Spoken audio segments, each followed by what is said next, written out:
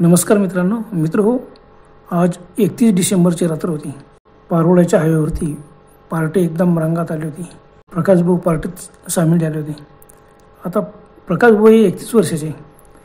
पारोळ्या ढाब्यावर त्यांच्या मित्रांसोबत पार्टी एकदम जोरात चालू होती. रात्रीचे 1 वाजला, पार्टी संपली.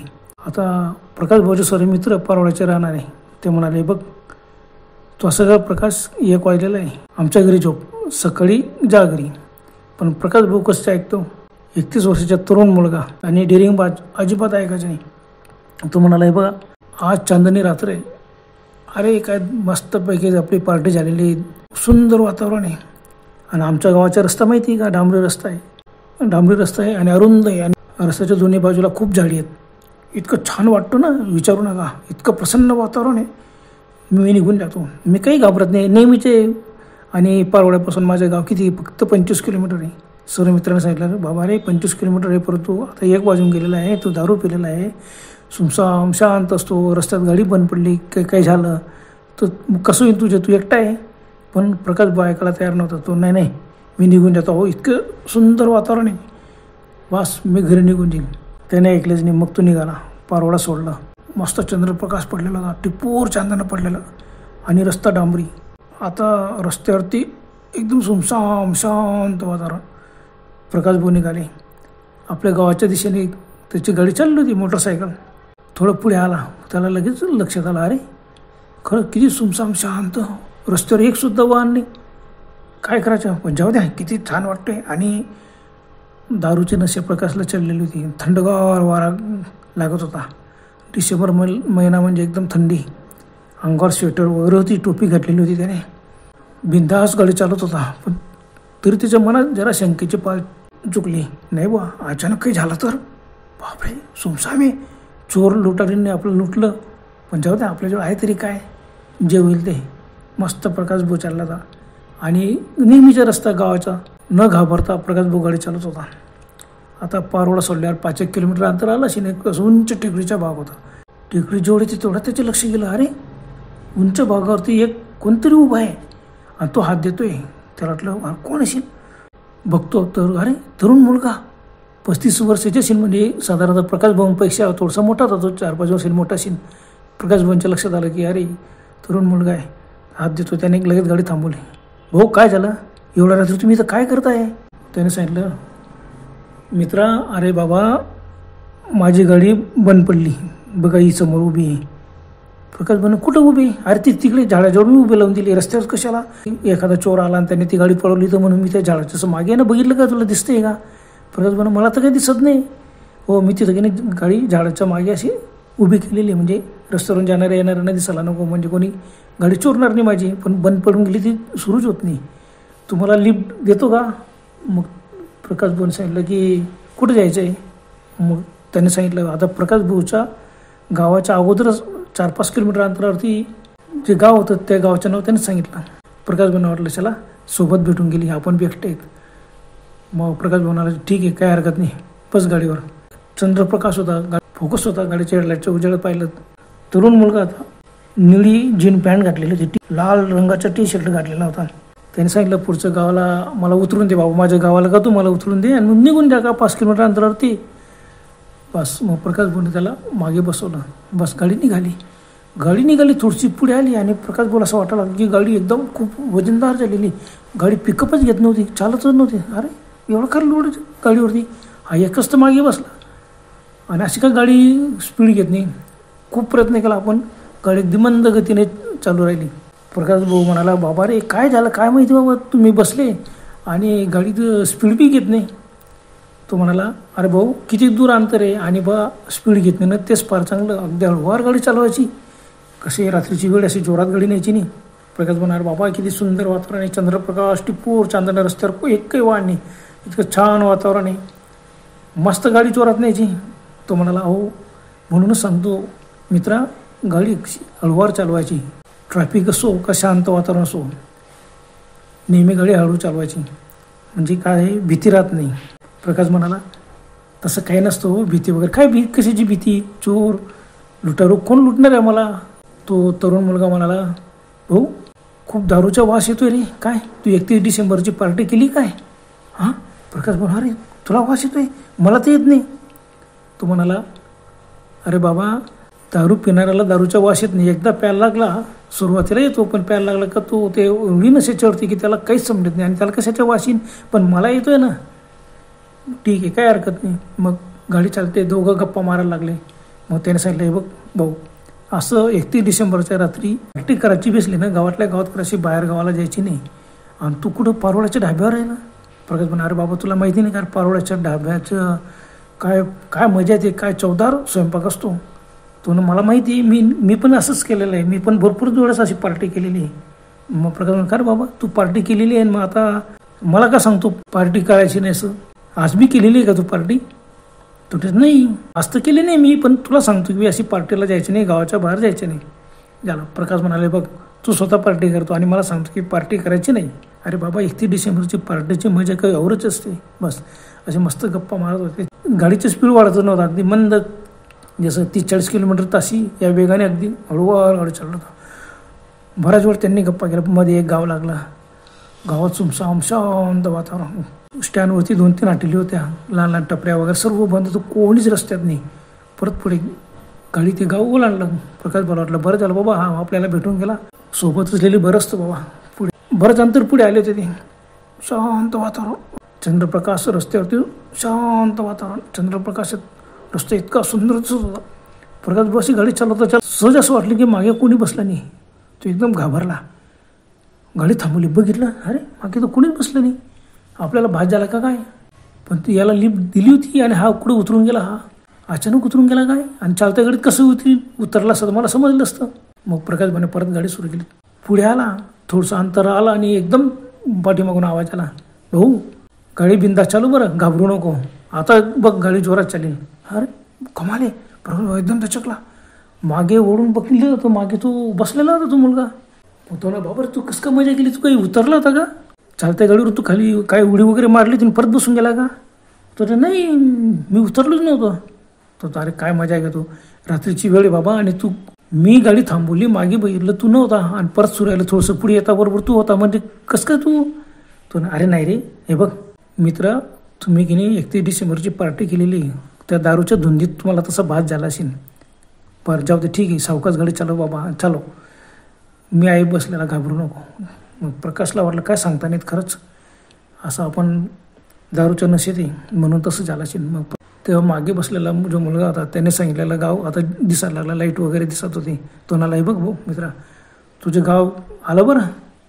तुझं हो हो अरे बाबा असंच होतो, मला वाटलं माझं गाव आलं, नको ते होतो. तो नको ते होतं म्हणजे काय, तू जाऊ दे. आणि अचानक गाडी बंद पडून गेली. प्रकाश भाऊने विचार केला की गाडी कसं काय बंद पडली.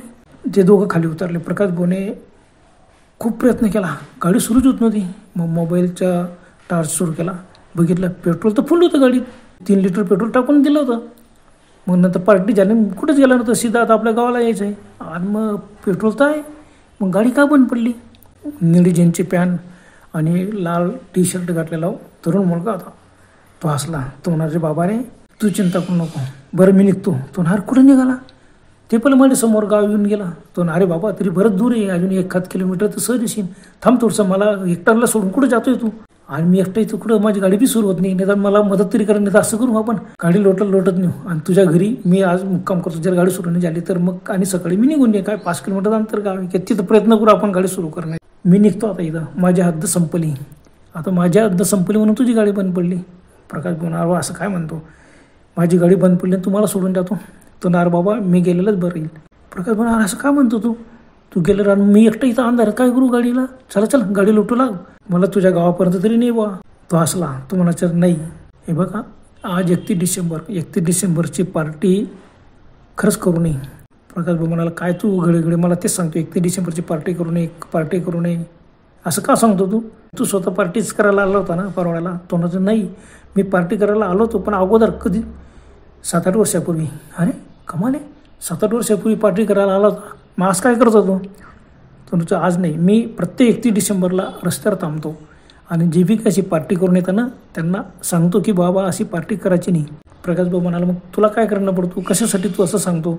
तो ना बघ बाबा खरं सांगू का, अरे बाबा मी अशीच 31 डिसेंबरची पार्टी करून येत होतो आणि काय झालं माहिती आहे का, एकटा गाडीवरती, गाडीच्या एकदम धुंदीमध्ये गाडी चालवत होतो. मला एवढी चढली होती ना, हवा लागते ना तशी मला एकदम धुंदी चढली. तुला नाही का चढली ती? आता इथंच माझी गाडी इतका जोरात स्लिप झाली आणि धाडतीच खाली पडलो आणि डायरेक्ट मेलोच नाही मी. बापरे, प्रकाश भाऊ एकदम दचकले. अरे काय मनुष्य, अरे कमाल करत होतो. अरे मला काय घाबरतो, तू मेला मग माझ्यासमोर कसं का उभा आहे? तुझं बाबा मी इतका जोरात पडलो ना, खरंच मेलो मी. तुला खोटं वाटत असेल ना. त्या दिवसापासून मी 31 डिसेंबरला मी रस्त्यावर उभा असतो. कोणी पार्टी कुणा आला तर त्याला थांबवतो, लिफ्ट मागतो किंवा त्याला खूप सांगतो की बा तू पार्टी करू नको. बस हे आता माझं कामच आहे ते. आता प्रकाश भाऊ म्हणाला, बाबा हे बघ, एक तर मी पार्टी करून आलेला, आता किती वाजले असेल, 1:30-1:45 झालेले आणि असे तू मला काय घाबरवण्याचं काम करतोय? हां, तुला काही अशी मजा योग्य आहे का? आता तुझ्या गावाला तू निघून जाशील, पण मला अजून पुढे जायची, अजून गाडी, तशात माझी गाडी बंद पडलेली आहे. तो म्हणायचे, बघ तुला खोटं वाटतं ना की मी मेल्याला नाही, गप्पा मारत उभा होता, झाडांची सावली, रस्त्यावर सुमसाम आणि मोबाईलचा टाच बंद करून दिला होता आणि तू त्याच्याशी बोलतोय. तो म्हणाला, बघ तुम्ही असं करा, मोबाईलचा टाच सुरू करा आणि माझ्याकडे फोकस टाका, बघा माझं खरंच ॲक्सिडेंट झालेला आहे. प्रकाश भाऊंना वाटला काय, प्रकाश भाऊनाला काय मजा घेतो बाबा, मी एकटा, आता मला पुढे एकटा जायचं आणि तू अशी भीती वाटतो का? आणि तू भूत आहे माझ्या गाडीवर कसं का बसलं, तू माझ्याशी गप्पा करतोय आणि काही सांगतो. तर अरे बघ तर खरी, तू बघ मोबाईलचा टाच तर सुरू कर. बस मग प्रकाश भाऊने काय केलं, मोबाईलचा टाच सुरू केला आणि त्याच्या चेहऱ्यावरती मोबाईलचा उजेड टाकला आणि एकदम दचकला, कारण त्याचा चेहरा एकदम रक्तभंबाळ, हात सर्व रक्ताचे भरलेले, डोकं फुटलेलं, डोळे असे बाहेर आल्यासारखे, संपूर्ण तोंड वगैरे सर्व रक्त वाहतोय. तो बाई बापरे, प्रकाश भाऊचा अंग थरथर कापा लागला. समोर हा जखमी आणि तो परत असं बाजूला झाला, रोडावरती गाडीच्या अगदी समोर आला. तो म्हणजे तुला खोटं वाटत असेल ना, गाडी सुरू कर, गाडीच्या हेडलाईटच्या प्रकाशात बघ माझी काय अवस्था झाली. अरे ही जी समोरची जागा दिसते ना मित्रा, या जागेवरच माझी गाडी स्लिप झाली आणि मी इतका जोरात आपटलो, कारण गाडी इतक्या जोरात आणत होतो मी, इतका जोरात आपटलो आणि मी एकदम जखमी झालो आणि ऑन द स्पॉट मी मेलो. आता प्रकाश बोलला, अंगाला थरकाप सुटला. आता एवढ्या थंडीमध्ये स्वेटर वगैरे घातलेलं होतं, टोपी घातलेली होती, पण घाम सुटला एकदम. आणि समोरचं ते बघून, अरे कसं शक्य आहे, तू एकदम किंचाळला. अरे भाऊ कसं शक्य आहे, तुझा अवतार असं कसा? अरे तुझं माझ्या गाडीवरती बसून आला ना, त्याचा व्यवस्थित होता, लाल टी शर्ट संपूर्ण रक्ताच्या भरलेला, निळी पॅन्ट, त्याच्यावरती रक्ताचं रक्त आणि वाहतोय. प्रकाश बरोबरला आपण स्वप्नात तर नाही. प्रकाश भाऊने एकदम 2 पावलं मागे सरकला. तो परत हसला, एकदम भयान भेसूर. तो म्हणायचे, बघ मित्रा, माझं खूप वाईट झालं, मी मेलो म्हणून त्या दिवसापासून मी 31 डिसेंबरला या रस्त्यावरती कायम उभा असतो. इकडून जाणार असो, पारोळवरून येणार असो, कुठून मला समजून जातो, मी लगेच तिथं जातो, त्याला लिफ्ट मागतो आणि त्याला सावध करतो की बाबा 31 डिसेंबरची पार्टी करायची नाही, माझ्यासारखी गत व्हायची. बापरे, प्रकाश भाऊला असं वाटत होतं की डोकं गरगरायला लागला. दारूची धुंद क्षणात उतरली. सुमसाम आजूबाजूला पाहिला, संपूर्ण सुमसाम रस्ता होता. तो हळूहळू पुढे आला. हे बघ तुला खोटं वाटत असेल ना, हे बघ प्रूफ बघ. तर प्रकाश भाऊ, मला प्रूफ दिसतो, तू डोकं फुटलेलं आहे, रक्त वाहतोय, डोळे असे बाहेर आलेले आहेत, इतकं भयानक दृश्य आहे. आता ते भयानक दृश्य बघून प्रकाश भाऊ म्हणतो की अरे बाबा तू पुढे येऊ नको. मग तो तिथल्या तिथं थांबला. प्रकाश भाऊ लटलट कापत होता. प्रकाश भाऊला क्षणभर वाटलं की आता पळत सुटायचं, पळायचं, पण प्रकाश भाऊंचे पाय जागच्या जागी जसं काही जमिनीला चिटकून गेले आणि तो म्हणाला, हे बघा मित्रा, आजपासून लक्षात ठेव, पुन्हा 31 डिसेंबरला कुठंच पार्टी करायची नाही आणि पारोळच्या ढाब्यावर जाऊन मस्त पार्टी करू, मजा करू, हा विचार करायची. घरच्यांचा विचार केला का? मी सुद्धा त्यावेळेला घरच्यांचा विचार केला आणि आज मला खूप पश्चाताप होतो. उपयोग काय? बघ मी एकच ठरवलं की त्या दिवसापासून मी या रस्त्यावर फिरत असतो की फक्त 31 डिसेंबरला जो बी कोणी पार्टी करून देशील ना त्याला सावध करायचं, हेच माझं काम आहे. प्रकाश म्हणाला, काय करा, तुला खोटं वाटत असेल, हे बघ. असं म्हणून 7-8 फूट अंतरावर उभा होता. त्याने हात उंच केला आणि एकदम हात लांब झाला. प्रकाश भाऊच्या खांद्यावर हात ठेवला गेला. रक्त वाहतोय. प्रकाश भाऊ डोळे विस्फोरून बघतोय. हातामध्ये मोबाईल थरथर कापतोय आणि मोबाईलचा उजेड त्याच्या चेहऱ्यावर पडलेला, त्याचं पूर्ण शरीर दिसतोय. आणि त्या क्षणी तो जो समोर उभा होता त्याचं डोकं एकदम फटकन फुटलं आणि एकदम रक्ताच्या चिरकांड्या ओढाला. ते बघून प्रकाश भाऊ एकदम किंचाळी मारली आणि दिशी खाली कोसळला. बेसूर असण्याच्या आवाजाला सुमसाम शांत वातावरण. प्रकाश भाऊची गाडी उभीच होती स्टँडला लावून. तेवढ्यात समोरून एक मोटरसायकल येत होती. वयस्कर माणूस होता, 50च्या पुढे असेल. मोटरसायकल आली. त्यांनी बघितलं, अरे एक मोटरसायकल रस्त्याच्या बाजूला उभी आहे.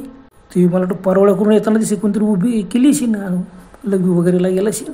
बस त्या माणसाने त्या गाडीकडे पाहिलं. तेवढ्यात अचानक तो एकदम दचकला, कारण त्या गाडीजवळ एक तरुण मुलगा उभा होता. निळी पॅन्ट, लाल टी शर्ट. त्याने हात दिला. भाऊ गाडी थांबव, भाऊ गाडी थांबव. त्या माणसाने गाडी थांबवली. तो म्हणाला, भाऊ माझी मोटरसायकल बंद पडली, मला पारोळा जायचे आहे, लिफ्ट मिळेल का? त्या माणसाने गाडी थांबवली. त्याने विचारलं, भाऊ तू काय माझी मजा घेतो एवढ्या रात्री? तुझी गाडी पारोळ्यावरून येते, तिचे तोंड या साईडला आहे. पारोळा येतो ना, नक्की सांग. तू आता पारोळ्याला कसं काय राहतो वापस? तो म्हणायचा, बाबा रे माझी गाडी पारोळ्यावरूनच येत होती, पण गाडी बंद पडली. आता मी विचार केला की पुढच्या गावाला जाणं शक्य नाही, इथंच गाडी सोडून द्यायचं. आता तुम्ही येताना दिसले तर मला माहीत वाटलंच की तुम्ही पारोळ्याला जात आहे. तो हो मी पारोळ्याला जातोय, पण तू पारोळ्याच्या राहणार आहे का? त्याने सांगितलं, हो मी पारोळ्याच्या राहणार आहे, मला की नाही लिफ्ट द्या, पारोळ्यापर्यंत सोडून द्या. तो म्हणायचे, ठीक आहे काय हरकत नाही. बस त्या माणसाने त्याला गाडीवर पाठीमागे बसवलं आणि गाडी निघाली पारोळ्याच्या दिशेने. आता ते जे होते, जी व्यक्ती पारोळ्याकडे जाणार होती ना, ते नानाभाऊ होती. आणि नानाभाऊ वयस्कर माणूस होता, 50च्या पुढचा. आणि ते दारू वगैरे न पिणारे होते, काहीच नाही. ते पारोळचे राहणार होते. खेड्यावरती आले होते आणि त्यांना वापस द्यायचं होतं. उशीर झाला तरी निघून गेले ते, कारण रस्ता चांगला आहे, डांबरी आहे फक्त, आणि चांदणी रात्र आहे, काही घाबरायचं.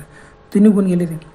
मग त्यांनी सांगितलं, बाबा रे मला पारोळा जायचं आहे, मी पुढच्या खेड्यावरती गेली एक काम होतं, तिथं मी गेलो होतो. का तुम्ही खेड्यावरती पार्टी करायला गेले होते हो 31 डिसेंबरची? तो म्हणून, अरे काय कमाल करतो, तुला वाटतो का मी असं पार्टी वगैरे करी? आणि पार्टी कुठे खेड्यावर करतात का? अरे लोक ढाब्यावर करतात. पण नाही, घरी खेड्यावर गावात कुठे बी साजरी करतात लोक 31 डिसेंबरची पार्टी. शेतात केली असेल तुम्ही, मळ्यात केली असेल, कुठेतरी केली असेल. त्या माणसानं सांगितलं की मी पार्टी केलेली नाही. आता हा पाठीमागे जो मुलगा बसला तर तो म्हणाला, हो काका मला बी लक्षात आलं की तुम्ही पार्टी केलेली नाही. मग त्यांनी विचारलं, भाऊ मग तू पार्टी करून आला का पारोळ्यावरून? तुझं नाही, मी पार्टी बिर्टी काही केली नाही, मी मागे केली होती. काका काय झालं माहिती आहे का? हो अशी 31 डिसेंबरची पार्टी करून मी येत होतो, मी तुम्हाला भेटलो ना, त्याच जागेवरती माझी गाडीच्या दाडाला ॲक्सिडेंट झाला. मग अजूनही तू पार्टी करतो का? आज बी 31 डिसेंबर आहे, आज पार्टी केली का? तो तरुण मुलगा म्हणाला, नाही काका मी पार्टी आज केलेली नाही, पण ज्या दिवशी माझी गाडी इथं स्लिप झाली ना, त्या दिवशी इतका जोरात गाडी आणत होतो मी, आणि इथं 10 दिवशी स्लिप झाली. ज्या ठिकाणी मी गाडी घेऊन मी आता उभं होतो ना तिथंच. मग काय झालं, तुझा हात पाय नक्की मोडला असेल? अहो मोडला का सांगता काका? अहो मेलोच नाही मी, माझं डोकं फुटलं, रक्तभंबाळ झालं हातापायाला, इतकं जोरात माझ्या हात पायाला लागलं की हातापायातून सुद्धा रक्त यायला लागलं. खरचटत गेलो मी बराच अंतर, माझे हातपाय बीच फ्रॅक्चर झाले आणि डोकं फुटलं आणि मी मेलो. बस. आणि नानाभाऊने लगेच गाडी उभी केली. तो म्हणायचं, काय रे भाऊ एवढं रात्रीची वेळ आहे आणि तुम्हाला असं सांगतो का तू मेलो आहे? मग मेलो आहे तर माझ्या गाडीवर आज कसं का बसला? मजा घेतो का तू माझी आणि मला घाबरतो का? काका खरंच नाही, मी हेच सांगतो तुम्हाला, मी 31 डिसेंबरच्या रात्री या रस्त्यावरच फिरत असतो. मग बस कोणी जाताना दिसलं का मी त्या गाडीला लिफ्ट मागतो, बसतो आणि त्याला हेच सांगतो की 31 डिसेंबरची पार्टी करायची. कारण मी स्वतः अनुभव घेतलेला आणि मी मेलो बाबा या पार्टीच्या नादापायी. खरंच करू नये हो, चांगलं नसतो ते. नानाभाऊ म्हणाले, बघ शांत वातावरण आहे, सुमसाम रस्ता आहे आणि असे टिपूर चांदण्या प्रकाशात, मग तू का भूत आहे का? तर हो मी भूतच आहे, माझी मजा घेतो का? हे बघ मुकाट्याने खाली उतर, दारू तू पिलेला आहे आणि मला घाबरवण्याचं काम करतो, उतर खाली ताबडतोब उतर. एकदम संतापात बोलले नानाभाऊ. तो म्हणाले, ठीक आहे बाबा मी उतरतो, तुम्हाला खरं पटत नाही का? नानाभाऊ म्हणाले, मला खरं पटत आता ते काहीच सांगू नको तुम्हाला, तू मला एकटा दुकटा बघून मुद्दाम घाबरवायचं काम करतोय. तो उतरला, त्यांच्या बाजूला उभं राहिला नानाभाऊंच्या आणि म्हणाला, बघा तुम्हाला खोटं वाटतं ना? अहो मी खरंच मेलेलो आहे बघा. आता नानाभाऊंची गाडी चालू होती, नानाभाऊंनी स्टँडला गाडी लावली, गाडीचा फोकस चालू होता. नानाभाऊला उतरलं, का रे काय मजा घेतो एकटा दुकट्या माणसाला? बरं मी धीट आहे म्हणून ठीक आहे, दुसरा एखादा असंच सांगितलं तर तो घाबरून मरूनच जाईल. देऊ का तुझ्या कानात एक? तो काका कानात द्यायची जरूर नाही, तुम्हाला दाखवतो मी खरंच मेलेलो आहे. बस असं आला असं म्हटलं आणि त्यांनी डायरेक्ट गाडीच्या हेडलाईटचं उजेड चालू होता. नानाभाऊंनी एकदम ॲक्सिलेटर वाढवला आणि उजेड वाढवला. बापरे, आणि एकदम दचकले, बापरे एकदम आरुडी मारली नानाभाऊंनी. समोर तो मुलगा रक्तबंबाळ, संपूर्ण तोंड वगैरे सगळं रक्ताचे भरलेले, तो लाल टी शर्टवरती रक्त वाहते, निळी पॅन्ट, थरथर कापायला लागले. आता नानाभाऊ दारू न पिणारी होती, पण तो सीन बघून इतकं घाबरले आणि एकदम किंचाळी मारली आणि जमिनीवरती कोसळले. नशीब की नानाभाऊ गाडीवरती बसलेले नव्हते, नाही तर गाडीसहित ते पडले, ते हातपाय नक्की फ्रॅक्चर झाला असता बस. आणि गाडीचा फोकस एकदम बंद झाला. एकदा विकट हसण्याचा आवाज आला शांत वातावरणात, आणि तो तरुण मुलगा गायब झाला.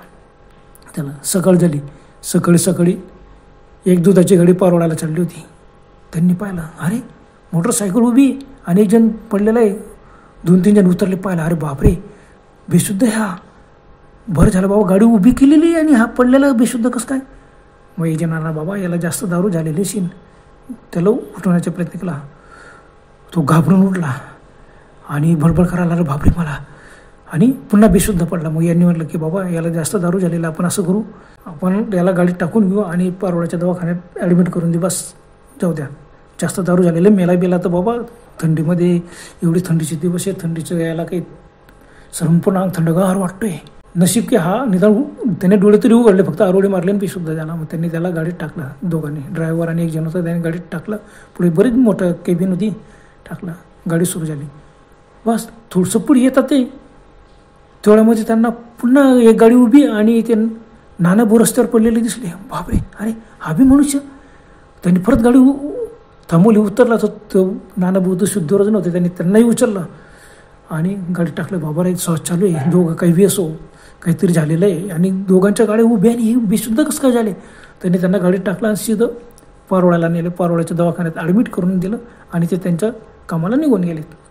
आता आम्ही प्रकाश भाऊच्याच गावाला राहतो. आम्हाला ही बातमी लागली की दवाखान्यामध्ये मोबाईलमध्ये नंबर होता, त्याच्यातून त्यांनी कॉल केला, सांगितलं बा हे दवाखान्यात ॲडमिट आहेत. बस मग आम्ही सर्व मित्र, त्यांचे घरचे लोक, आम्ही दवाखान्यात गेलो. तर एकाच ठिकाणी ते दोघं ॲडमिट होते.